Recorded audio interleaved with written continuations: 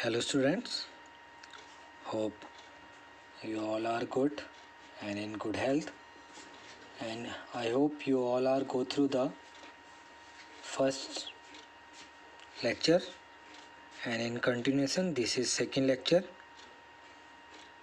on MSD. In this lecture we cover different topic like problem formulation, concurrent engineering. Okay, so first we discussed what is concurrent engineering. A concurrent engineering, as you can see on your screen, there are different types of factors like organizational factors. In organizational factors there is cross-functional teams or different types of teams. So there are different types of component. So first before study to concurrent engineering we have to understand what is problem formulation. As you know that we have to first define what is problem. So the objective in defining the problem is to translate the general problem statement into a specific answerable question. Okay. There is different types of relationship between different variables.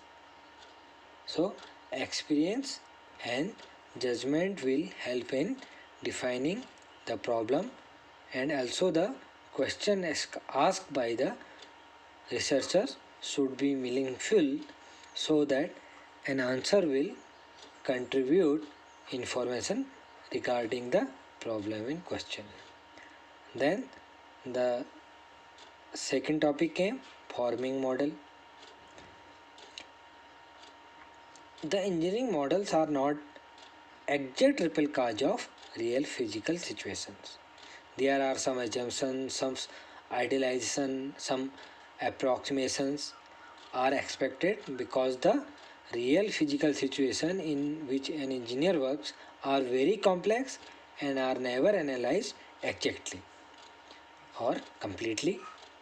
So before that we form a model. The analytical models are formulated on the basis of the information available from the collected experimental data. Okay, so you can say that in some assumptions are made depending on which are discussed.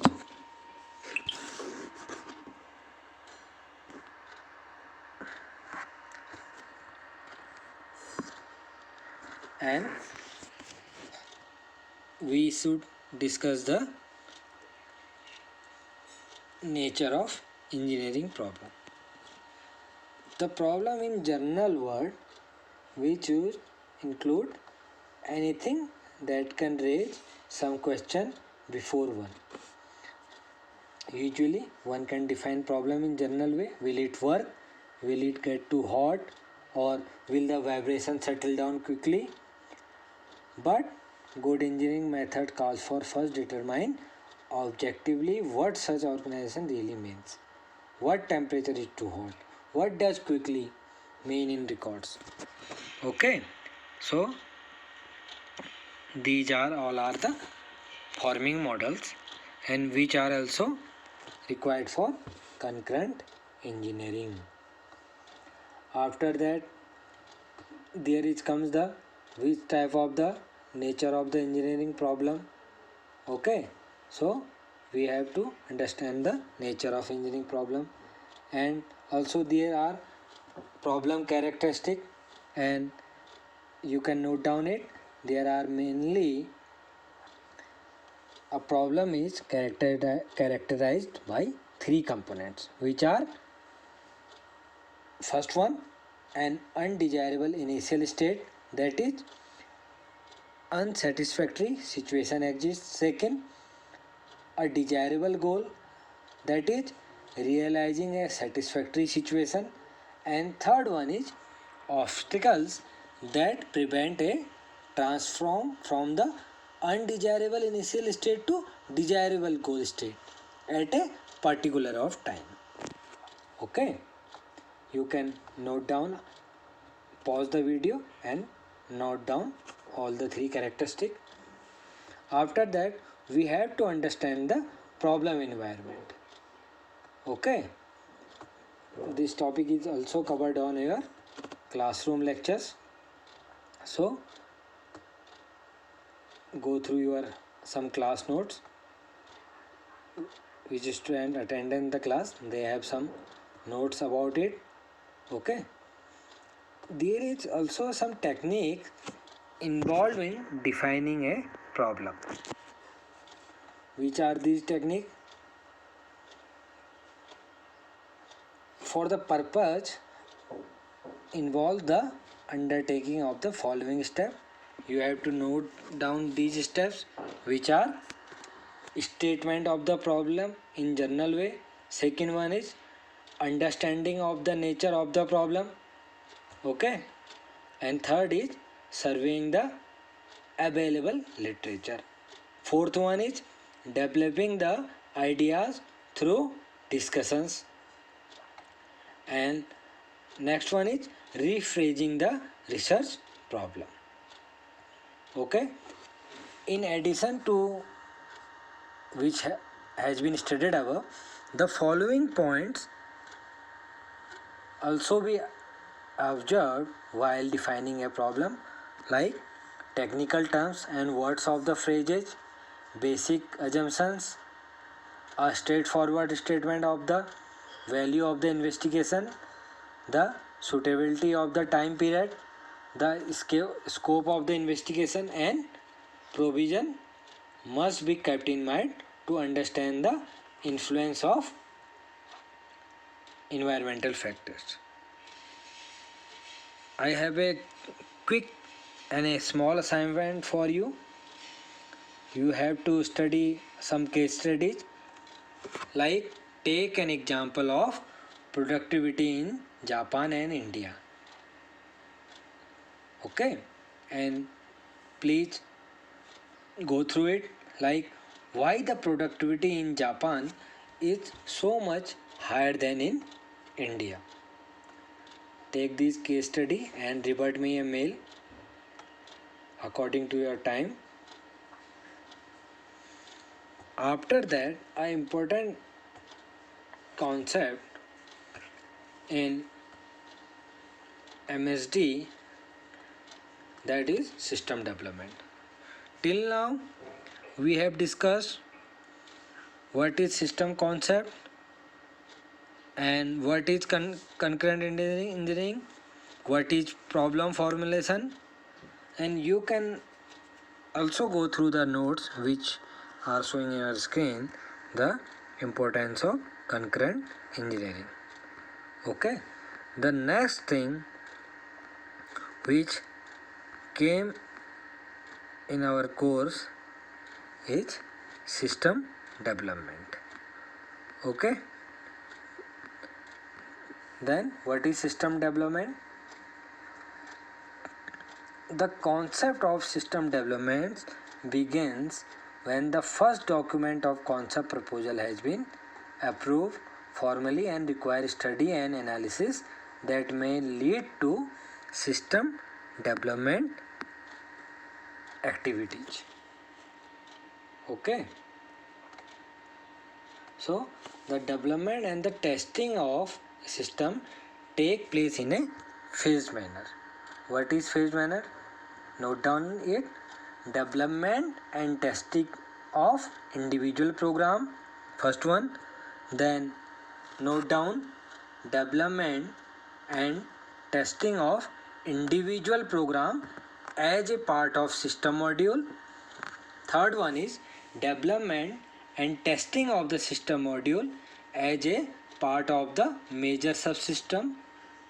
And fourth one is development and testing of the major subsystem as a part of the proposed system.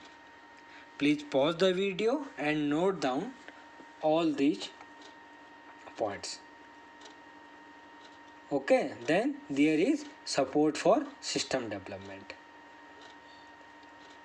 As we discussed in previous chapter, that a successful system developer must have characteristics such as inventiveness, engineering knowledge, interdisciplinary ability, knowledge of basic science, decision making ability, okay, and very good communication skill. The application of information system can provide a easy access for the development of the product in respect of the design, process, material and other relative aspect. So also there is factor responsible for system development. Which factor responsible for system development? Please note down it. The first one is, are the configuration of the product or system are acceptable to the users. Second point is, whether the product or system development process will be in the interest of the organization and will help to improve the working conditions oblique environment. Please note down all the topics which we are saying. The third one is, what will be the impact of the system development on the performance of system. Fourth one is, how much expenditure will be made or required for the development of the system. And fifth one, will the improved oblique developed system be better than old one in terms of performance. And the next one is, what will be the impact of system development on other existing system of the organization. And the last one is the product development feasible for the product under consideration. Hope you all noted it. Pause the video and note all the points. After that, there came tools for system development. So the first thing is standardization of a system, and after that thus came the simplification of the system. Okay, then there came a concept of system development life cycle, which is important concept. In short, it is called as SDLC, System Development Life Cycle. What is System Development Life Cycle?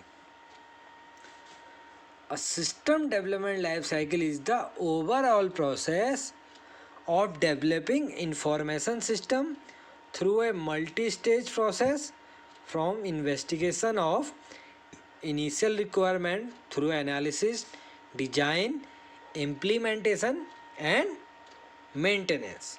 Okay, I repeat it. What is system development life cycle? System development life cycle, SDLC, is the overall process of developing information system through a multi-stage process, from investigation of initial requirements through analysis, design, implementation and maintenance. Okay student, hope you all noted it. Then there are stages of system development life cycle. These stages can be characterized and divided into different ways, which include the following. First one, project planning and feasibility study. Please note down it. Project planning and feasibility study, which mean establish a high level which means establish a high level view of the intended project and determine its goal. It gives information of various factors associated with the development of system. Okay, the second one is system analysis and requirement definition. What is system analysis and requirement definition? It means it defines or redefines project goals into defined function and operation of the intended application. Analyze end user information needs. Then next thing comes is system design. What is system design? System design describes desired features and operations in detail, including screen layout, business rules, process diagram, pseudocode, and other documentation required for the development of the system. And after that it comes, what comes? Implementation. After that, integration and testing. After that, acceptance. After that, maintenance. Okay, hope you all are noted it. Pause the video and understand the concept of SDLC. Okay, after that there comes purpose, scope and applicability of SDLC. So student, what is the purpose of SDLC? SDLC methodology establishes procedures, practices and guidelines covering the initiation, concept development, planning, requirement analysis, design, development, integration and test. Okay, and other one is scope. The SDLC methodology should be used for all information system and application. It applicable across all information technology environment and applies to contractually developed as well as in-house developed application. After that, which comes applicability. Okay, this methodology can be applied to all offices, board, division and bureaus who are responsible for information system development. Okay, there are different phases of system development cycle. Please note down it. First phase is initiation phase. Second phase is system concept development phase. Third phase is planning phase. Fourth phase is requirement analysis phase. Fifth one is design phase. After that, development phase, and there is integration and test phase. After that, implementation phase, operation and maintenance phase, disposition phase, which is last one. I have also given notes of these in your class. Please go through it. If you have any problem, then contact me. Okay, and there are different model in system development. Which types of model? First model we have discussed, which is system development life cycle model. Please note down again it. There are following the basic popular model used by many software procedure development firms, which are: first one, SDLC model; second one, prototyping model; third one, rapid application development model; and fourth one, component assembly model.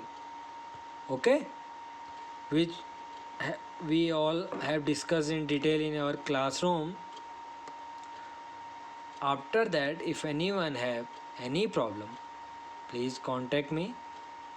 or whenever your classroom or college will open, we will discuss it again, or I will try to clear all your doubts. And I request you all, please again connect all the topics with each other, and wherever possible search for your particular topic which you are studying. Okay, thank you students, take care.